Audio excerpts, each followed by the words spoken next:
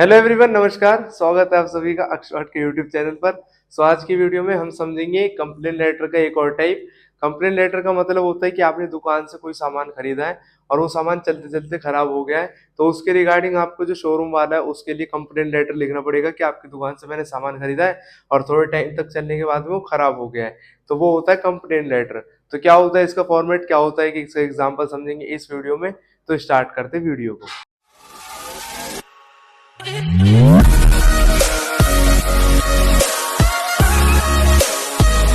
सबसे पहले हमारे सामने जो क्वेश्चन है, क्वेश्चन को समझेंगे। क्वेश्चन दे रखा है हमें, last month you purchased a TV set from ABC electronics, TV set from ABC electronics, Mayur Vihar Delhi. ये एबीसी इलेक्ट्रॉनिक्स कहाँ पर है? मयूर विहार दिल्ली। उसके बाद में आपको लिखना है it is not working properly. जो आपने टीवी खरीदा है, it is not working properly. Write a letter of complaint, यानी कि कंप्लेंट लेटर लिखना है आपको, to the manager asking him for repair और रिप्लेसमेंट। और फिर उसके बाद में आपका नाम दे रखा है, यू आर मयंक और मानसी। अब उसके बाद में हाउस नंबर भी आपका दे रखा है, हाउस नंबर 114 मयूर विहार दिल्ली। तो ये हमारे यहाँ पर क्वेश्चन है। पहले क्वेश्चन को हिंदी में समझते, क्वेश्चन कहना क्या चाह रहा है। क्वेश्चन में हमारे सामने बात बोल रखी है कि पिछले महीने आपने दुकान से एक टीवी सेट खरीदा था, थोड़े टाइम तक वो सही काम किया उसने, पर लेकिन अब वो सही काम नहीं कर रहा है। Write a letter of complaint, complaint letter लिखना है आपको जिस शोरूम से खरीदा उसके मैनेजर के नाम पे। शोरूम का नाम दे रखा है एबीसी इलेक्ट्रॉनिक्स। उसके बाद में आपको बोलना है कि या तो इसको रिपेयर करके दो, जो हमने टीवी खरीदा है सही से काम नहीं कर रहा है, अगर कोई पार्ट खराब है तो उसको रिपेयर करो, या इसको रिप्लेस करके दो हमें। रिप्लेस का मतलब इसकी जगह पर दूसरा टीवी दो। यू आर मयंक और मानसी, यहाँ पर आपको नाम दे रखा है, एड्रेस दे रखा है अपना। तो हमें पता है कि जब भी हम कंप्लेंट लेटर लिखते हैं तो यहाँ से इसका आंसर स्टार्ट हो जाएगा। जब भी हमारा कंप्लेंट लेटर स्टार्ट होगा तो सबसे पहले हमें जो खुद का एड्रेस दे रखा है वो यहाँ पर लिखना है। तो यहाँ पर सेल्फ एड्रेस है, हाउस नंबर 114 मयूर विहार। फिर उसके बाद में हाउस नंबर 114 मयूर विहार दिल्ली। फिर एक लाइन छोड़ के लिखी जाती है डेट। जिस दिन लेटर लिखा जाता है उस दिन की डेट इसमें लिखी जाती है। तो इसमें डेट आ जाएगी हमारी 29 अप्रैल 2025। फिर एक लाइन छोड़ के लिखा जाता है रिसीवर एड्रेस, यानी कि जो शोरूम वाले का नाम है और एड्रेस है वो यहाँ पर आएगा। तो हम यहाँ लिखेंगे एबीसी इलेक्ट्रॉनिक्स मयूर विहार दिल्ली। जो उसका कंप्लीट एड्रेस है वो यहाँ पर लिखा जाएगा। शोरूम का एड्रेस आपको दे रखा होगा क्वेश्चन में। फिर उसके बाद में एक लाइन छोड़नी है। एक लाइन छोड़ने के बाद में लिखा जाता है सब्जेक्ट। सब्जेक्ट का मतलब होता है कि हम लेटर लिख क्यों रहे हैं। तो इस वाले का सब्जेक्ट क्या हो जाएगा कि कंप्लेंट करनी है आपको, किसके लिए? टीवी के लिए। तो आप लिख देना कंप्लेंट अगेंस्ट डिफेक्टिव टीवी। तो एक लाइन छोड़ के, नीचे स्पेस नहीं है तो इसके लिए हम यहाँ से लिखेंगे। आपको अपने नोटबुक में नीचे ही लिखना है। जो लेटर होता है वो लेफ्ट साइड पे लिखा जाता है हमेशा। जितनी ये सारी चीजें आपको लिखवाई जा रही है सब लेफ्ट साइड पे लिखी जाएगी। तो उसके बाद हम लिखेंगे subject complaint against defective TV set, यानी कि जो टीवी सेट है डिफेक्टिव उसके लिए मुझे कंप्लेंट करनी है। फिर एक लाइन छोड़ के लिखा जाएगा सर या मैम। फिर एक लाइन छोड़ के आपको लिख रहा है, जो हमारा सब्जेक्ट होता है वैसे एक लाइन में आता है, तो आपको कोशिश करनी है कि सब्जेक्ट ऐसे लिखा जाए कि एक लाइन के अंदर आ जाए। जो आपकी शीट होगी आंसर शीट, उसमें तो एक लाइन में ही आ ही जाएगा। फिर एक लाइन छोड़ के हम यहाँ पर लिखेंगे ऑन। देखो इसमें क्वेश्चन दे रखा है लास्ट मंथ खरीदा है आपने, तो पिछले महीने की डेट डाल दो। अभी 29 अप्रैल है तो पिछले महीने की कोई सी डेट डाल दो, जैसे on 14 March 2025 I bought a new TV set model number 1257 and receipt number भी लिख लो। रिसिप्ट नंबर, रिसिप्ट नंबर जैसे आप लिख दो 323। मॉडल नंबर कुछ भी हो सकता है, रिसिप्ट नंबर भी अपनी मर्जी से हम लिख सकते हैं।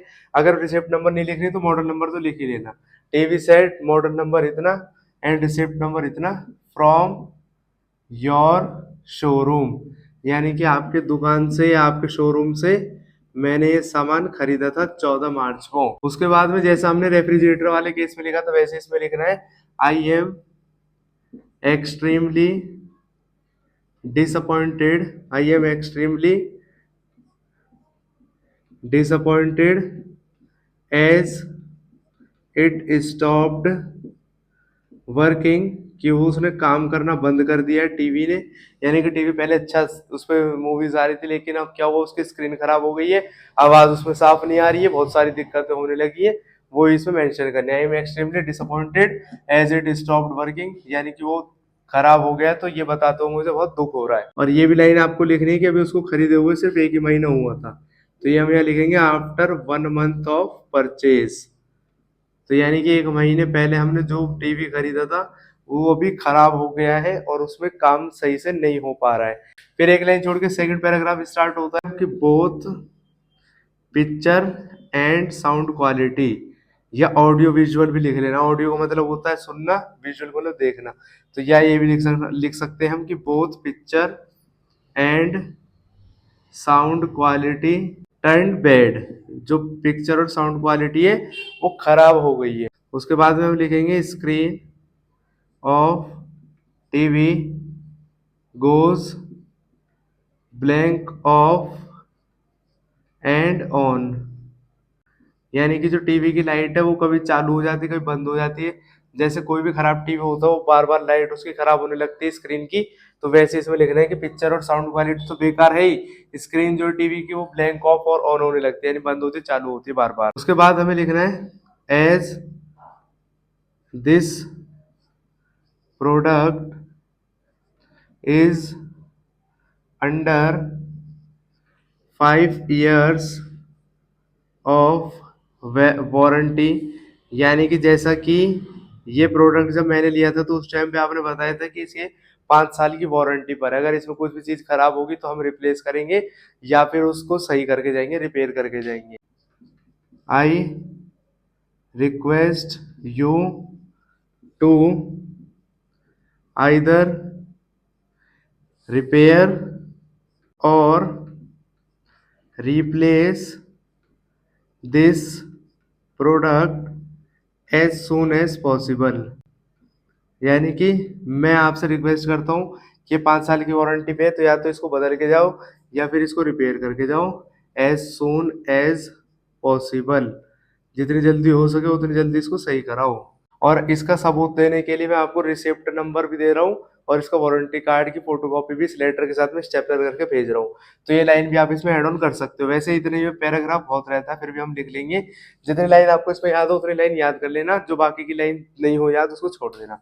वैसे 4 लाइन का एक पैराग्राफ होता है तो अच्छा माना जाता है। तो यहाँ पर हमने लिख लिया है कि रिप्लेस करना है प्रोडक्ट को, आई am enclosing copy of receipt and warranty card along with this letter, warranty card along with this letter, यानी कि मैं इस लेटर के साथ साथ आपको जो वारंटी कार्ड आपने दिया था वो भेज रहा हूँ, जिससे आपको पक्का विश्वास हो जाए कि ये 5 साल की वारंटी में है और अभी इसको 1 महीना ही हुआ है। फिर यहाँ पर हमारा जब दूसरा पैराग्राफ खत्म हो जाता है, एक लाइन छोड़ के नेक्स्ट पैराग्राफ स्टार्ट किया जाता है, नेक्स्ट पैराग्राफ के लिए नीचे स्पेस नहीं है तो हम यहाँ से स्टार्ट करेंगे। तीसरे पैराग्राफ में हम लिखेंगे I would like the problem to be resolved, I would like the problem to be resolved between us, यानी कि हमारे बीच में जो प्रॉब्लम हो रही है ये रिजॉल्व हो जल्द से जल्द, मैं यही चाहता हूँ। लेकिन अगर फिर भी आप नहीं मानते हैं तो मैं उसकी कंप्लेंट कंज्यूमर कोर्ट में कर दूंगा। कंज्यूमर कोर्ट ऐसा कोर्ट होता है कि जहां पर ज्यादातर पक्ष लिया जाता है कस्टमर्स का यानी कि कंज्यूमर्स का। फॉर एग्जाम्पल आपने कोई टीवी खरीदा है, जैसे हमारा यही वाला एग्जाम्पल है, तो टीवी खरीदने के 1 महीने बाद वो टीवी खराब हो जाए, वारंटी कार्ड में आपके पास है वारंटी कार्ड और ये लिखा हुआ है कि अगर 5 साल में टीवी में कोई भी दिक्कत होती है तो हम उसको बदल के देंगे। तो अगर दुकान वाला उसको बदलने से मना कर रहा है तो आप कंज्यूमर कोर्ट में जा सकते हो, क्योंकि आपके पास में ये अधिकार है। और फिर जब कंज्यूमर कोर्ट से लिख कर आता है तो ये दुकान वाला है उस सामान को खुद ब खुद रिप्लेस करते हैं। तो यही हमें यहाँ पर लिख कर आना है कि हाउ एवर, कि अगर फिर भी, however if the matter is not resolve, कि अगर ये मैटर रिजॉल्व नहीं होता है, I will have to move consumer court, कि अगर ये मैटर सॉल्व नहीं होता है तो मुझे मजबूरन कंज्यूमर कोर्ट में जाना पड़ेगा और आपकी कंप्लेंट करनी पड़ेगी।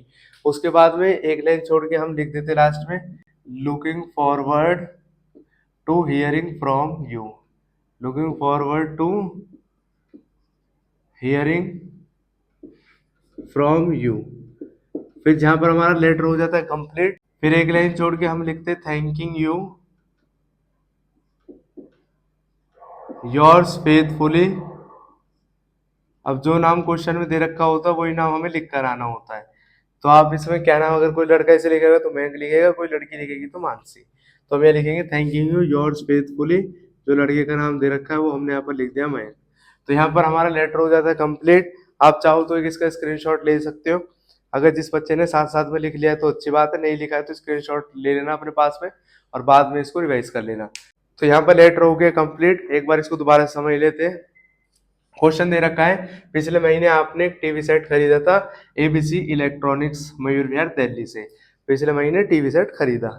अब उसके बाद में थोड़े टाइम हुआ है, 1 महीने हुआ है, अब वो काम नहीं कर रहा है सही से, तो आपको लेटर लिखना है किसके लिए, मैनेजर के लिए, कंप्लेंट करनी है कि हमने आपकी दुकान से सामान खरीदा, वो सही से काम नहीं कर रहा है। अब आपको उससे बोलना है तो इसको रिपेयर करके दो, कि जो इसके अंदर कमी हो रही है उसको सही करके दो। सही नहीं कर सकते हो तो इसके जगह पर हमें दूसरा टीवी दे दो, ये हमारे लिए बहुत ज्यादा अच्छी बात हो जाएगी।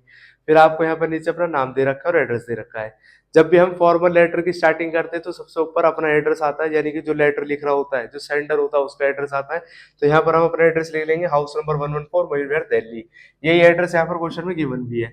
एक लाइन छोड़ के डेट लिखी जाती है। डेट का मतलब होता है जिस दिन लेटर लिखा जाएगा उस दिन की डेट इसमें मेंशन होगी। एक लाइन छोड़ के लिखा जाएगा एबीसी इलेक्ट्रॉनिक्स मयूर विहार दिल्ली। ये एड्रेस होता है रिसीवर का, यानी कि जिस व्यक्ति को हम लेटर लिख रहे हैं उसका एड्रेस आता है नीचे। फिर एक लाइन छोड़ के लिखा जाएगा सब्जेक्ट, जो हमारा सब्जेक्ट है वो डायरेक्ट होना चाहिए, शॉर्ट होना चाहिए। तो हमारा सब्जेक्ट बेसिकली वही होता है कि हम लेटर लिख क्यों रहे हैं, तो हम लेटर क्यों लिख रहे हैं, कंप्लेंट करने के लिए। तो वो इसमें मेंशन करेंगे complaint against defective TV set, यानी कि जो टीवी सेट खरीदा था उसकी कंप्लेंट कर रहे हैं। अब एक लाइन छोड़ के लिखते सर या मैम। उसके बाद में 14 मार्च को, हमने यहाँ पर 14 मार्च क्यों लिया है, क्योंकि उसके पीछे रीजन क्या है, हमसे क्वेश्चन में दे रखा है कि पिछले महीने खरीदा है हमने। तो जब लेटर लिख रहे हैं हम 29 अप्रैल को, तो 1 महीने पहले की डेट डाल दो इसमें। तो on 14 March 2025 I bought a new TV set, मैंने आपकी दुकान से नया टीवी सेट खरीदा है। मॉडल नंबर दे देना अपनी मर्जी से, रिसिप्ट का नंबर भी अपनी मर्जी से दे देना कुछ भी। From your showroom, I am extremely disappointed as it stopped working, मुझे बहुत ज़्यादा दुख हो रहा है बताते हुए कि अभी तो 1 महीना भी नहीं हुआ था इस टीवी को खरीदे हुए और ये अब खराब भी हो गया है। आफ्टर 1 मंथ ऑफ परचेज, कि 1 महीना भी नहीं हुआ अभी तो खरीदे हुए और उससे पहले ये खराब भी होने लगा है। एक लाइन छोड़ के सेकंड पैराग्राफ में हम इसको एक्सप्लेन करेंगे और अच्छे से कि both picture and sound quality turned bad, जो इसकी पिक्चर क्वालिटी है, साउंड क्वालिटी है, वो बिल्कुल बेकार हो चुकी है। स्क्रीन जो है टीवी की या तो ब्लैंक हो जाती है या वाइट हो जाती है। जैसे पहले के टाइम में क्या होता था, जैसे जब टीवी खराब हो जाता था उसकी स्क्रीन तो ब्लैक व्हाइट बना आता था, ऐसे इसमें हो रहा है अभी। As this product is under 5 years of warranty, I request you to either repair और रिप्लेस दिस प्रोडक्ट। जैसा कि मुझे पता है कि ये प्रोडक्ट जो मैंने खरीदा है इसकी मेरे पास में 5 साल की वारंटी है, यानी कि 5 साल का वारंटी कार्ड आपने दिया था कि अगर 5 साल के अंदर अंदर इसमें कोई भी दिक्कत होती है तो मैं या तो सही करके दूंगा या इसको बदल के दूंगा। तो अभी 5 साल इसको हुए नहीं है, तो अब इसको आप जल्द से जल्द बदलो। उसके लास्ट में हम लिखेंगे I am enclosing copy of receipt and warranty card along with this letter. इसके रिसिप्ट की कॉपी और इसके अलावा इसका वारंटी कार्ड की, जैसे 5 साल की हमें वारंटी मिली है, वो कार्ड की फोटो कॉपी मैं इस लेटर के साथ में अटैच करके आपको भेज रहा हूँ। एक लाइन छोड़ के लिखा जाएगा लास्ट वाला पैराग्राफ हमारा, I would like the problem to be resolve between us. मैं चाहता हूँ कि जो प्रॉब्लम है हमारे बीच की उसको रिजॉल्व किया जाए, ऐसे यानी कि उसको सुलझाया जाए। लेकिन अगर फिर भी वो प्रॉब्लम नहीं सॉल्व होती है तो मुझे जबरदस्ती कंज्यूमर कोर्ट जाना पड़ेगा और आपकी कंप्लेंट करनी पड़ेगी। क्या कंप्लेंट करनी पड़ेगी कि मैंने अभी नया नया टीवी खरीदा, 5 साल की गारंटी है, फिर भी वो खराब हो गया है। खराब हो जाए कोई दिक्कत नहीं, लेकिन ये दुकान वाले उसको बदलने से मना कर रहे हैं, तो ये कंप्लेंट मैं कंज्यूमर कोर्ट में कर दूंगा। Looking forward to hearing from you. यह लेटर हो गया कंप्लीट। एक लाइन छोड़ के थैंकिंग यू योर्स फेथफुली, नाम जो दे रखा है वो। यहाँ पर वीडियो होगी कंप्लीट। आई होप समझ में आया होगा आपको कि लेटर कैसे कैसे लिखा जाता है। बहुत आसान है इसका फॉर्मेट, आपको बस ये याद करनी पड़ेगी 4-5 लाइन, जो कि हर किसी क्वेश्चन में आपको ऐसे ही लिख देनी है। उसके बाद में जो लास्ट वाला ये वाला पैराग्राफ है, ये तो हर किसी पैराग्राफ हर किसी लेटर में काम आ जाएगा जब भी हम कंप्लेंट लेटर लिखेंगे। ये क्योंकि यहाँ पर कहीं भी आपको जो प्रोडक्ट है उसका नाम नहीं लिखा हुआ है मैंने, यानी कि ना इसमें ये बताया गया कंप्यूटर है, ना इसमें बताया टीवी है, ना इसमें बताया फोन है, तो ये हर कहीं पर काम आ जाएगा आपके, तो इसको आप याद रख लेना, ये हर कहीं पर चल जाएगा। अब हम मिलेंगे अपनी नेक्स्ट वीडियो सीरीज में, जिसमें हम समझेंगे बाकी का सारा सिलेबस। तब तक के लिए खुश रहे, स्वस्थ रहे, जुड़े रहे एक्सपर्ट के साथ। जय हिंद, जय भारत।